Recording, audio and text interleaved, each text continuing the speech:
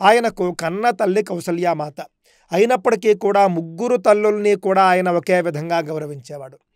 కైకేయిని ఎప్పుడూ ఒక్క మాట అనలేదు. మొత్తం రామాయణం చూసుకోండి మీరు. ముగ్గురు తల్లుల్ని ఒకే విధంగా గౌరవించాడు.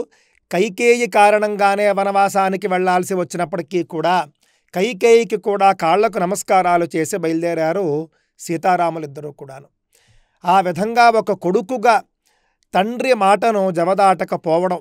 దశరథుడు అంటాడండి, నువ్వు వెళ్ళిపోవడం నేను తట్టుకోలేను, నువ్వు ఇక్కడే ఉండు, అవసరమైతే నువ్వు నన్ను కారాగృహంలో బంధించేసేయి, నీ యొక్క శక్తిని ఉపయోగించి నన్ను కారాగృహంలో బంధించి నువ్వు రాజువైపో, నాకేమీ అభ్యంతరం లేదు, నేను సంతోషంగా నీ రాజ్యంలో కారాగృహంలో ఉండిపోతానంటాడు ఆయన.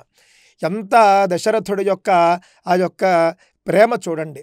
అయినప్పటికీ రాముడు ఎందుకు చేస్తాడండి అలాగా? ఏమైనా తాజా కలియుగ రాజుల రాముడు అనంటే ఎవరు?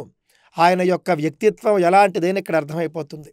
అసలు కలలో కూడా ఆయన అలా చేస్తాడని ఎవ్వరూ అనుకోరు, కనీసం తలంపు చేయలేరు.